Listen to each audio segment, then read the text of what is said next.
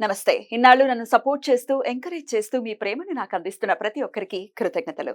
అలాగే ఈ వీడియో కూడా ఖచ్చితంగా మీకు ఉపయోగపడుతుంది. లైక్, షేర్ అండ్ సబ్స్క్రైబ్ చేసి మీ సపోర్ట్‌ని నాకు అందించండి. అలాగే ఈ వీడియో పట్ల మీకున్న అభిప్రాయాన్ని కామెంట్ సెక్షన్‌లో కామెంట్ చేసి తెలియజేయండి. ఇప్పుడు వీడియోని చూద్దాం.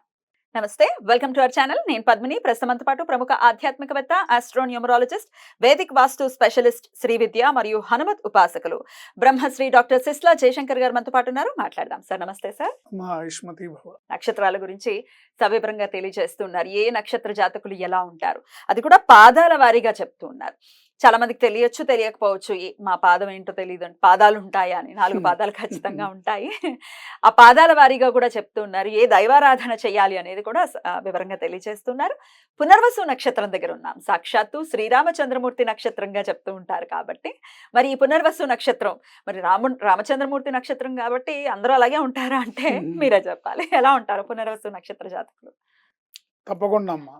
అది త్రేతాయుగం కాబట్టి ఆ యుగంలో పుట్టిన పునర్వసు నక్షత్రంలో పుట్టిన శ్రీరామచంద్ర ప్రభు అలా ఉన్నారు. అది రాముడు కాబట్టి శ్రీరామచంద్రుడు అవతార పురుషుడు. ఇకపోతే మనం ఇప్పుడు కలియుగంలో ఉన్న ఇప్పుడున్న మనుషులు పునర్వసు నక్షత్రంలో పుట్టిన వాళ్ళ లక్షణాలు ఎలా ఉంటాయంటే, అసలు ఈ పునర్వసు నక్షత్రం అనేది ఆకారం 5 నక్షత్రాల ధనురాకారంలో ఉంటుంది. నక్షత్ర ఈ నక్షత్రం పునర్వసు నక్షత్రం ఆకారం 5 నక్షత్రాల ధనురాకారంలో ఉంటుంది. దీనికి ఈ నక్షత్రానికి గురువు అధిపతి.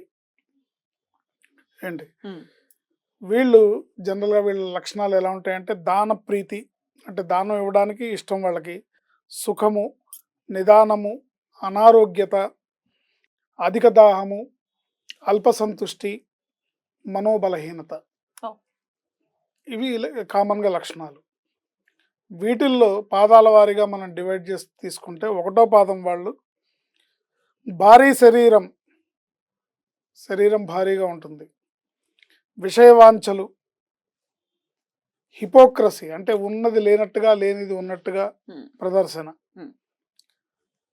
ప్రయత్నపూర్వకంగా కార్యసిద్ధి లభిస్తుంది వీళ్ళకి. ఖచ్చితంగా ప్రయత్నం ఉండాలి. ప్రయత్న లోపం ఉంటే మటుకు కార్యం సిద్ధి ఉండదు.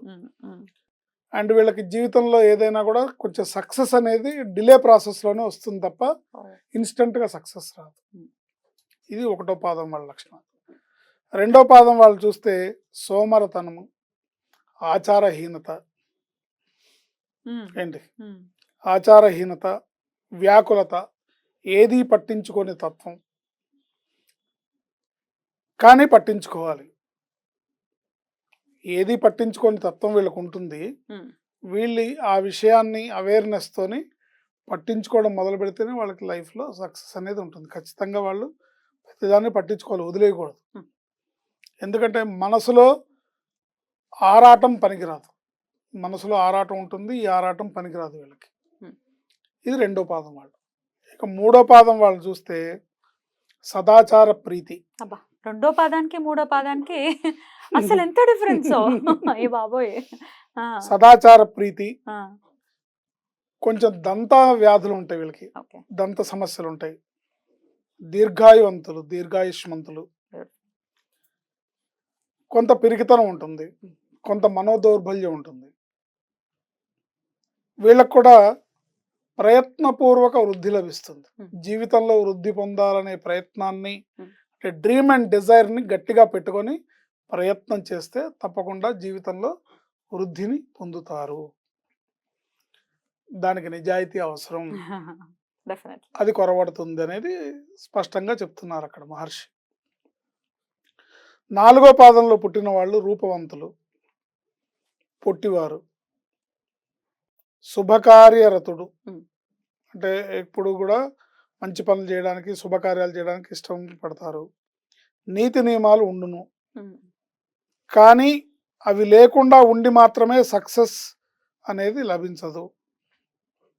సో ఒకవేళ అలా ఉంటే కనుక వీళ్ళు లోతుగా విశ్లేషించుకొని జీవితాన్ని మలుచుకోవాలి. నీతి నియమాలతో ఉన్నట్టయితే వీళ్ళకి జీవితంలో తిరుగు అనేది ఉండదు. అయితే 3 పాదాల వారు మిథున రాశికి సంబంధించిన వాళ్ళు, 1 పాదం మాత్రమే కర్కాటక రాశి.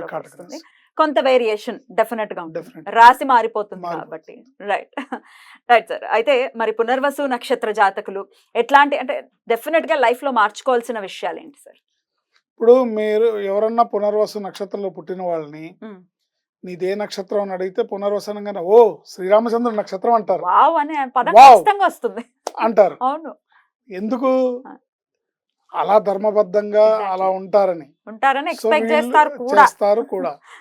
సో ఓ శ్రీరామచంద్ర ప్రభువు నక్షత్రం అంటారు. మళ్ళీ వేరే నక్షత్రాలు ఎవరికి ఇప్పుడు శ్రవణ నక్షత్రం వెంకటేశ్వర స్వామిది, అవును.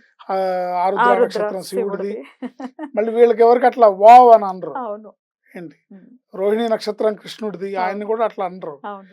కానీ ఒక పునర్వసుకు మటుకు వావ్ అంటారు వెంటనే ఎవరైనా సరే. కరెక్ట్. సో దీనివల్ల వీళ్ళు తెలుసుకోవాల్సింది ఏంటంటే కొన్ని లక్షణాలైనా ఆయన దగ్గర నుంచి అడాప్ట్ చేసుకోవాలి. ఓకే. రైట్. ముఖ్యంగా అబద్ధాలు ఆడకుండా ఉండాలి. ఉమ్. జీవితంలో వీళ్ళు అబద్ధాలు ఆడకుండా ఉంటే సక్సెస్ అనేది లభిస్తుంది. ఏ పాదం అయినా తీసుకోండి. ఏ పాదమైనా రైట్.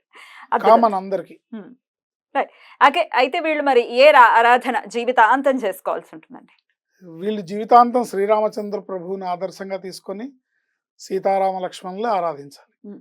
హనుమత్ సమేత సీతాలక్ష్మణ భరత శత్రుఘ్న హనుమత్ సమేత ఉమ్. శ్రీరామచంద్ర ప్రభువునే ఆరాధించాలి. రైట్. చేసినట్టయితే బాగుంటుంది. రైట్. ఆడవాళ్ళకైనా మగవాళ్ళకైనా ఒకటేనా అంతే. సార్ ఇప్పుడు మీరు చెప్పిన అంతే, లక్షణాలు ఆడవాళ్ళకైనా గానీ? మగవాళ్ళకైనా ఒకటి, రైట్. ఎవరికైనా ఒకటి. రైట్. ఎందుకంటే అక్కడ మహర్షి విడివిడిగా ఇవ్వలేదు. మగవాళ్ళకి ఈ లక్షణాలు, ఆడవాళ్ళకి ఈ లక్షణాలను ఇవ్వలేదు. రైట్. కెరియర్ ఎలా సెటిల్ అవుతుందని అనుకోవచ్చు సార్ వీళ్ళది? వీళ్ళు ముఖ్యంగా ధర్మ మార్గాన్ని ఎక్కువగా అవలంబిస్తే జీవితంలో అదొక నియమ నిబంధనగా పెట్టుకొని నేను ధర్మంగా బతకాలి అని ఆలోచించి ధర్మ మార్గాన్ని అవలంబిస్తే తప్పకుండా కెరియర్లో సెటిల్ అవుతారు. ఉమ్. ఉమ్. కెరియర్ విషయంలో వీళ్ళు జాగ్రత్త తీసుకోవాలి, ఉమ్. ధర్మ మార్గాన్ని ఎంచుకోవాలి, నీతి నియమాలని వదలకుండా, ఉమ్.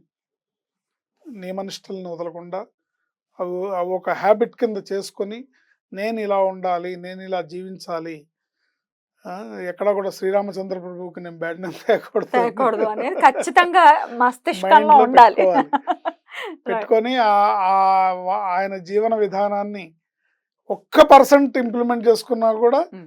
ఈ కలియుగంలో అది 100% కింద మారుతుంది. డెఫినెట్లీ. ఆయన 100% ఇంప్లిమెంట్ చేసుకోకర్లా, చేసుకోవడం అసాధ్యం కూడా. అది 1% చేసుకున్నా కూడా ఉమ్. తప్పకుండా వీళ్ళ జీవితం సుగమమై రాజమార్గంలో వెళ్తుంది. రాముడు గురించి ప్రస్తావన వచ్చినప్పుడు ఖచ్చితంగా పితృవాక్య పరిపాలన అనేది మనందరికీ తెలుసు. అవును. ఫస్ట్ వచ్చేది అదే, తండ్రి చెప్పాడు వెళ్ళాలి అంతే అని. మరి తండ్రి విషయంలో గాని తల్లి విషయంలో గాని ఎట్లా ఉండాలి వీళ్ళు?